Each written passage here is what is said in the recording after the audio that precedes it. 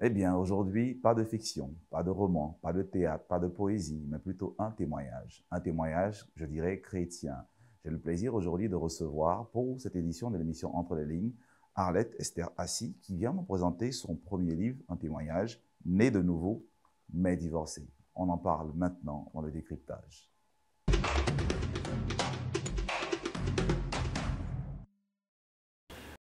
Arlette Esther Assis, né de nouveau, mais divorcé. C'est pas de la fiction, c'est un témoignage. Vous décidez d'entrer en littérature, non pas avec une fiction, avec un roman, de la poésie du théâtre, comme on le voit très couramment, mais un témoignage. Pourquoi le témoignage? Le témoignage, parce que écrire est pour moi un exutoire. Alors, il n'a pas été prémédité ni réfléchi. Ça a été un élan spontané du cœur, d'écrire tout simplement mon histoire. Oui, mais je pense que la plupart des écrivains, généralement, vont se servir de leur vie comme matériau. Vous auriez pu dire, je me sers de l'échec de votre mariage, on en reparlera. Je peux inventer des personnages, inventer un espace, inscrire l'histoire quelque part, à Korogo, ou même à Paris, et en faire une histoire, une fiction. Mais vous dites, non, non, moi, Arlette Esterhazy, je vais me mettre à nu. Oui, il est peut-être pareil, mais ce genre d'histoires sont tellement légion. Et rajouter une autre dans la sphère littéraire, je n'en voyais pas l'intérêt si ce n'était pas mon histoire personnelle et que les personnes pouvaient venir à moi en sachant pertinemment que j'ai vécu la même chose et qu'on pouvait partager ensemble une expérience. Pas une histoire contée, parce qu'on se demanderait si l'histoire avait été contée ou pas. Mais dans ce cas, on sait que je l'ai vécu. Alors lorsque certaines personnes viennent à moi, elles savent qu'on pourra discuter de réels Le sujets. lien est plus fort. Exactement. Si cette histoire peut inspirer ne serait-ce qu'une seule personne à éviter de vivre les erreurs que j'ai vécues, je me suis dit pourquoi pas. Très bien, pourquoi pas. Merci d'avoir échangé ce moment de vie avec nous. Moi, j'ai pris beaucoup de plaisir. Je ne sais pas si plaisir est le mot à dire, à le lire. C'est parfois difficile de lire certains passages. Alors, pour faire très court, né de nouveau, mais divorcé, tel que le titre le dit, c'est le témoignage de l'échec. Je dis bien l'échec en gris parce que c'est un mot sur lequel on reviendra, et l'échec de votre mariage. Et vous dites clairement à la page 90, j'ai échoué. Oui. Vous pensez avoir échoué. J'ai carrément échoué ce mariage. Pourquoi? Pourquoi j'ai échoué? Le mariage, c'est deux personnes. Pourquoi vous dites j'ai? Pourquoi vous prenez tout le poids de l'échec de ce mariage? Pas tout le poids. Mon ex-conjoint aussi sa part de responsabilité. Mais ce livre me concerne. Ce livre concerne la façon dont j'ai vécu l'histoire. Et on vit ce mariage selon mon prisme.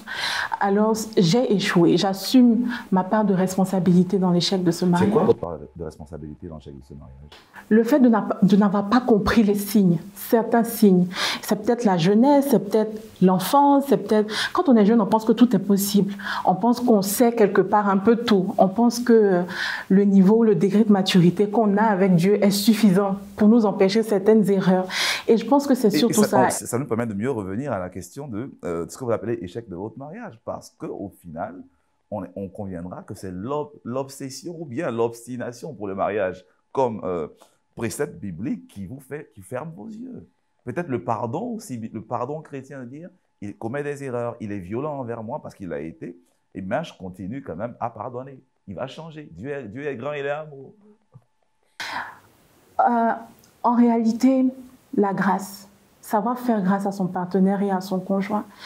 C'est vrai qu'à un moment donné, on se dit, OK, au vu des violences qui montent crescendo, je n'y laisserai pas ma vie, mais il n'y a absolument rien de mal à faire grâce, à pardonner.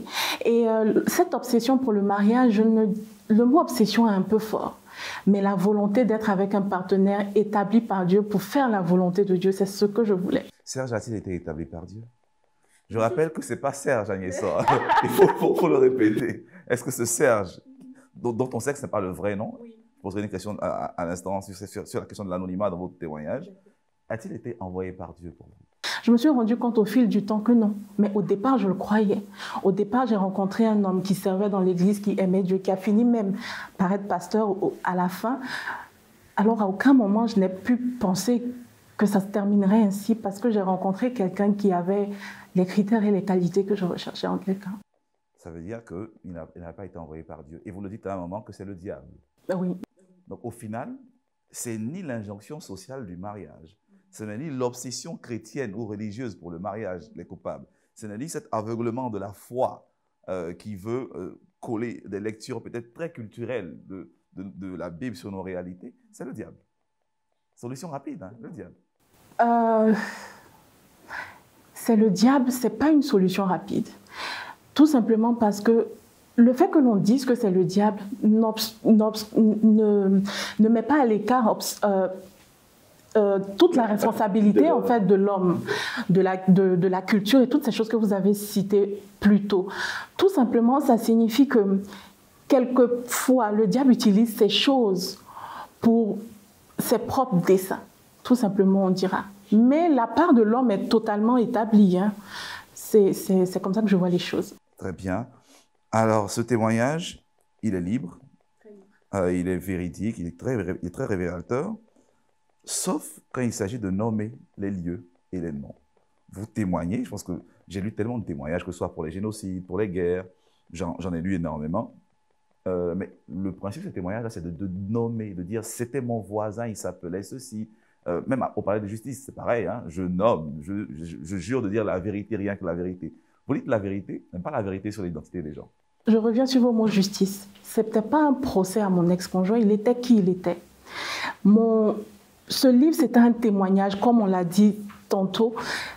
Alors, je n'avais pas besoin de le nommer. Les gens qui me connaissent le connaissaient. Ceux qui ne me connaissent pas n'avaient pas besoin de le voir et de dire « Ah oui, c'est lui dans la rue ».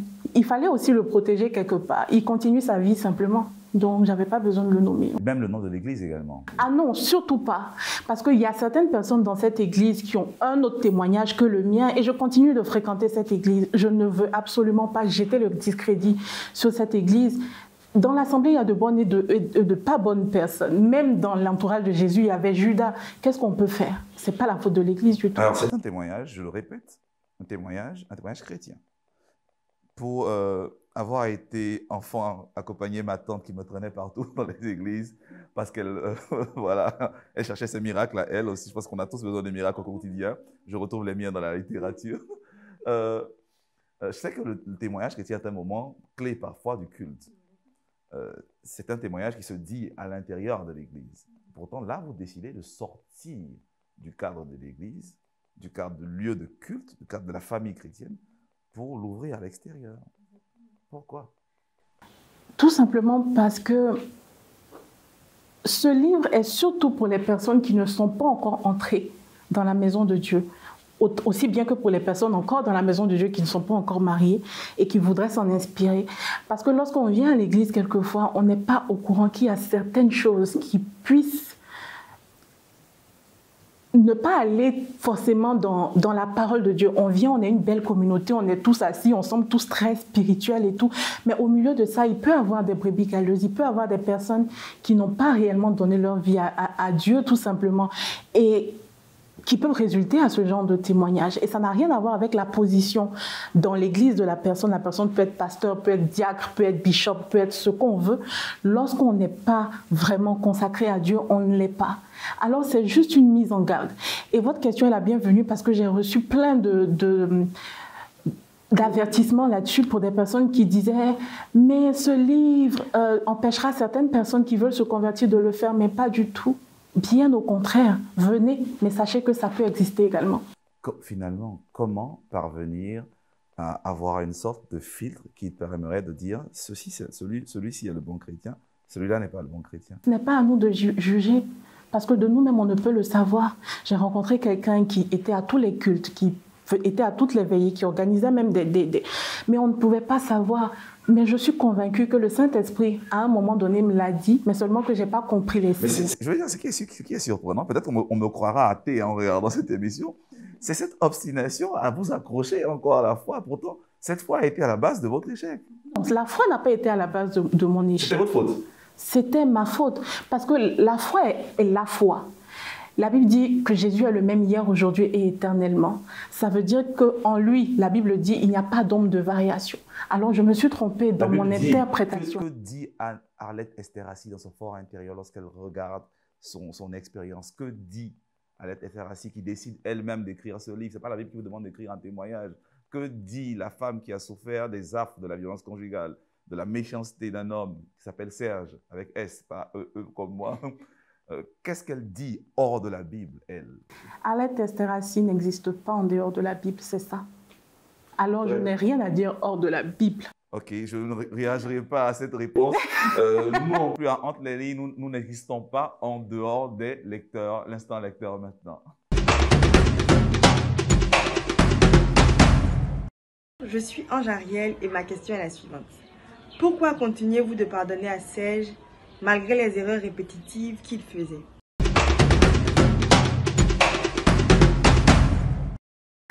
Eh bien, ça semble stupide, ça peut sembler même naïf, mais je ne voyais pas le mal ni la difficulté. La Bible dit l'amour pardonne tout, et c'est ce que je vivais avec cette personne. Je ne voyais pas le mal qui me faisait, parce que pour moi, c'était ça le mariage, et il fallait faire avec, composer avec à chaque fois, tout simplement. Tout simplement.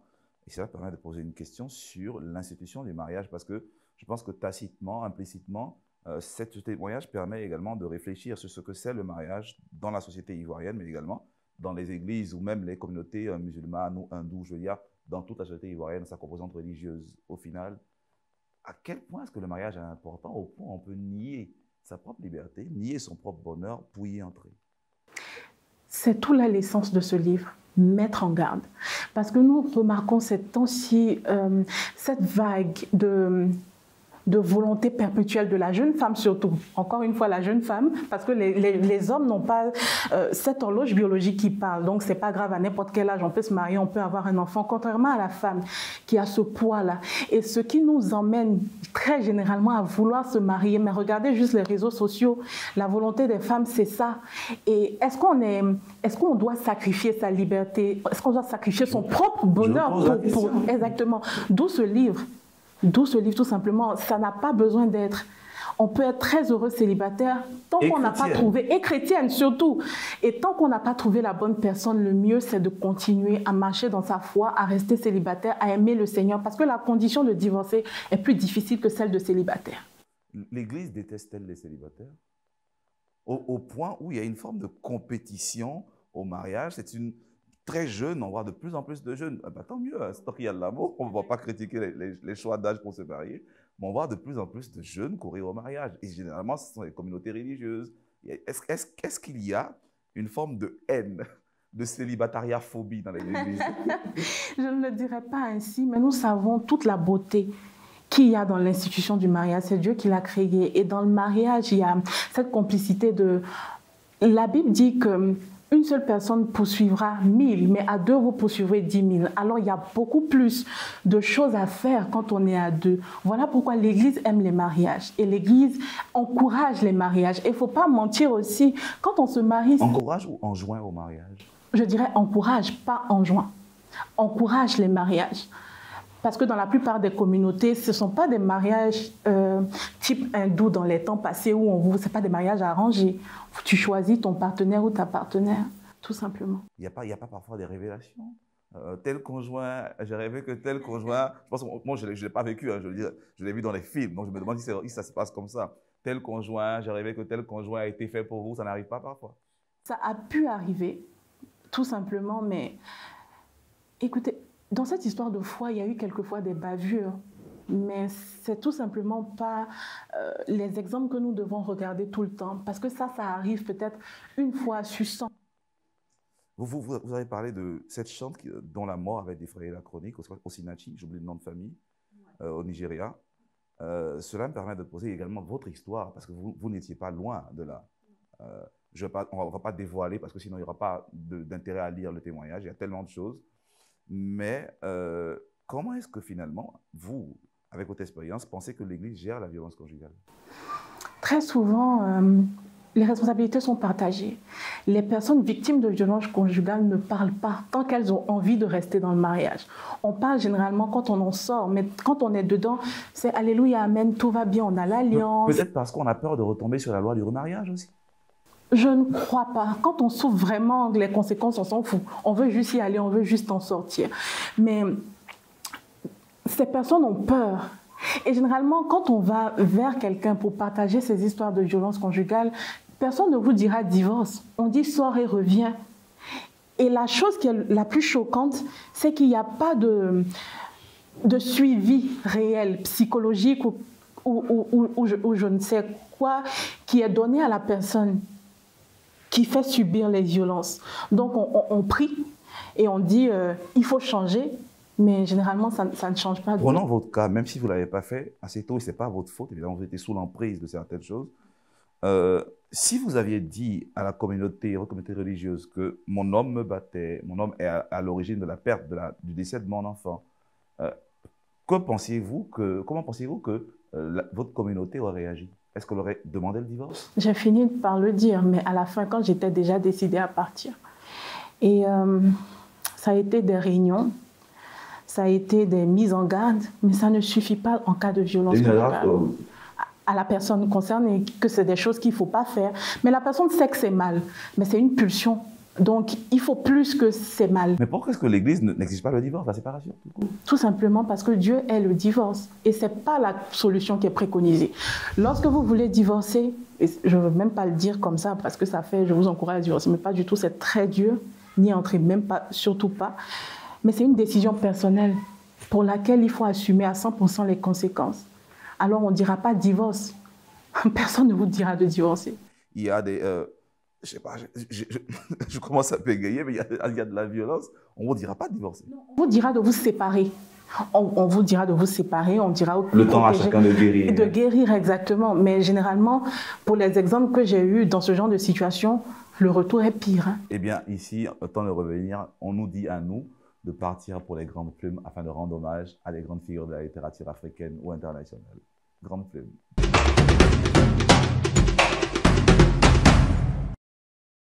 De Scholastique Mukasonga, écrivaine rwandaise née en 1956. Elle a survécu au génocide des Tutsis en 1994, une expérience qui marque profondément son œuvre littéraire.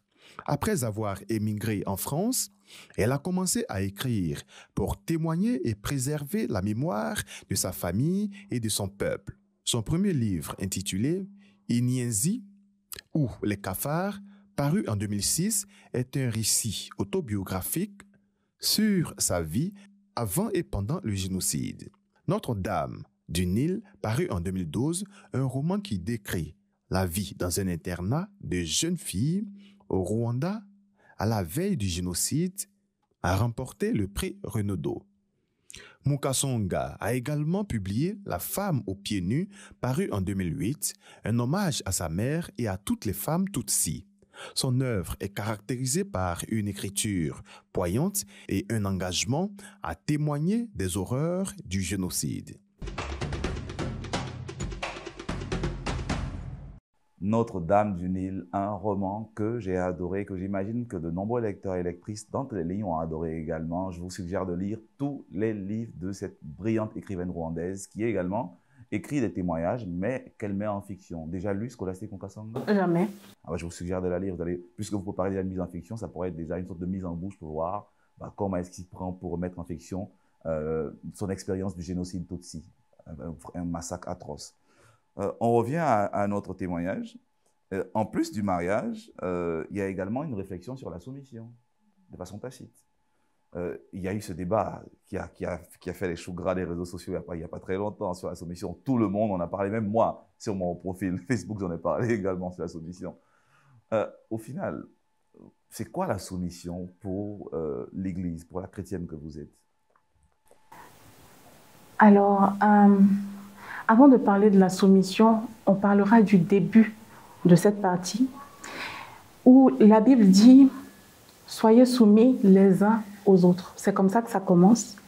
Et ça dit ensuite « Femmes, soyez soumises à vos maris et maris, aimez vos femmes ». Alors, et c'est ça, toute la base du problème, c'est ça.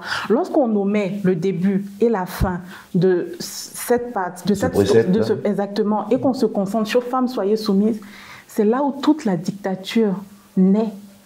Parce que lorsqu'un homme aime réellement sa femme, la soumission est automatique. Dans mon couple passé, je me faisais battre parce que je refusais, par exemple, de payer le loyer. Vous vous imaginez, payer le loyer, c'est la responsabilité de l'homme, d'autant plus que m'acquittait de toutes les autres charges. Il n'y avait rien vous en parlez. Oui, il n'y avait rien d'équitable, d'équilibré dans cette relation, rien. Mais il fallait juste le suivre. Il fallait juste accepter. C'est pas ça être soumise. Juste dire oui. C'est pas ça être soumise finalement. C'est pas. Il vous aimait, hein. Je veux dire, pour vous, il vous aimait. En retour, en tout cas à l'époque, vous pensiez qu'il vous aimait. Ouais. En retour, il demande la soumission. Donc, vous prenez tout en charge. Si c'est vraiment ça la soumission. Au final, c'est quoi la soumission? C'est juste, c'est du respect simplement. Mais du respect dans quel domaine en particulier? Ok, la soumission, c'est plus que le respect. Un cran un tout petit peu plus. Mais le respect fait partie de la soumission. Mais cependant, la soumission de la femme en elle-même, toute seule, ne peut emmener un couple à être épanoui. Il faut également que l'homme aime en retour. Au regard de votre expérience douloureuse et pour laquelle nous nous excusons vraiment, nous compatissons, est-ce que vous pensez que la soumission est positive? Au regard de votre expérience, est-ce que vous pensez qu'avoir été aussi soumise a porté ses fruits? Me concernant, ça n'a pas porté ses fruits, mais ce n'est pas parce que la soumission elle est mauvaise. C'est surtout parce que je suis tombée sur le mauvais conjoint. Parce que lorsqu'on prend la parole de Dieu, il faut que tous les deux marchent selon les principes divins. C'est comme ça que ça fonctionne, parce qu'il connaît ses responsabilités. Vous connaissez les vôtres et vous marchez ensemble. Parce que la Bible même dit que deux personnes ne peuvent pas se mettre ensemble si elles ne sont pas d'accord. Au final, la soumission est biblique, il faut toujours l'appliquer. On retient ça. Merci beaucoup, Arlette Esterhazy. Une dernière question avant de se quitter, mais je dis déjà que j'ai pris énormément de plaisir à échanger avec vous. Ça a été très douloureux parfois de lire ce texte. C'est ça aussi le plus fort des témoignages, mais c'est l'épreuve de la lecture. Le lecteur doit affronter ces moments-là. Vous finissez par une prière. Vous finissez par une prière. Pourquoi? Tout simplement parce que le but de tout témoignage, c'est d'appeler les personnes à accepter le Seigneur comme leur sauveur. Alors, je ne me voyais pas écrire tout un livre sans faire l'appel au salut. Cette prière, c'est pour les personnes qui n'ont pas encore accepté le Seigneur, qui ont envie de faire la rencontre que j'ai faite et qui a bouleversé toute ma vie. Dans cette prière, vous commencez par « Je reconnais avoir péché ». C'était quoi votre péché dans cette relation? Ah non, cette prière n'est pas à moi, parce que c'est la prière qu'on fait au moment où on a envie de se réconcilier avec Dieu, au moment où on a envie de se repentir et d'entrer dans la famille de Dieu. J'y suis déjà, alors cette prière n'était pas à moi. C'est la prière du salut pour oui, les personnes qui veulent accepter le Seigneur. Très bien. Merci pour cette prière du salut. Merci pour ce témoignage du salut qu'on espère qu'il sera salutaire pour des personnes, des femmes qui, parce qu'accrochées à la foi, restent enfermées dans des relations violentes. On vous souhaite beaucoup de chance pour la suite. On espère revoir un livre, peut-être la fiction cette fois-ci, une fiction basée sur le matériau de témoignage. Merci bien et à très bientôt. Voilà, en littérature, il n'y a pas que de la fiction, il y a parfois de la réalité. Et cette réalité peut être très douloureuse, comme ce fut le cas pour Arlette Esterhazy. Mais l'écriture permet de guérir, permet de dépasser cela. Et par l'écriture, elle a pu devenir une autre personne, une meilleure personne, se rapprocher de Dieu, de sa religion. On espère que vous irez dans les librairies pour vous offrir ce livre et également faire l'expérience de ces témoignages-là. Alors, comme je vous le rappelle toujours, lire des livres, mais écrire également peut délivrer. À très bientôt.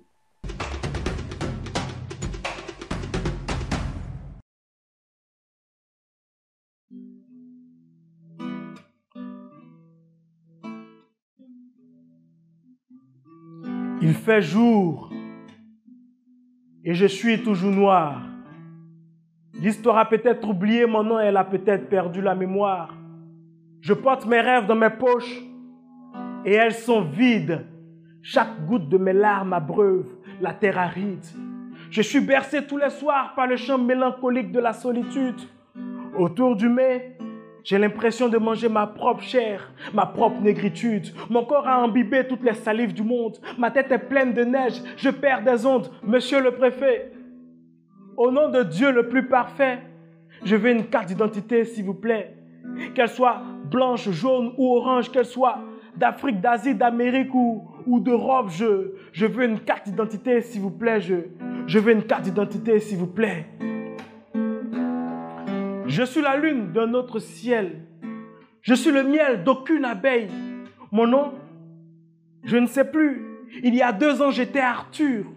Maintenant, je crois que je dois être Patur ou Pati ou Cathy. Je ne sais plus. Ma vie danse sur la mine de la mort. Mes envies de danse grandissent et se frottent au tort. Oh! Mon père est ici, ma mère est de nulle part. Je suis de partout, je suis de nulle part. Pour un papier, j'ai cru entre tempête et tornade, en détresse et torsade, en détresse et possade, en paresse et bastonnade, en pleurs, en douleur, en caprice, en cicatrice, mais j'ai supporté, le poids poignant d'un amer soleil. Monsieur le préfet, je viens d'un pays qui n'a jamais existé. Mon cœur édenté ne sait plus aimer. Non, ce n'est pas le monde qui se fondre, c'est moi. Moi, moi, l'homme déteniante, fait de la discrimination identitaire. C'est moi l'homme qui n'a ni toi qui n'est ni toi. C'est moi, c'est moi, c'est moi, c'est moi, c'est moi, c'est moi, c'est moi, c'est moi, c'est moi, c'est moi, c'est moi, c'est moi, c'est moi.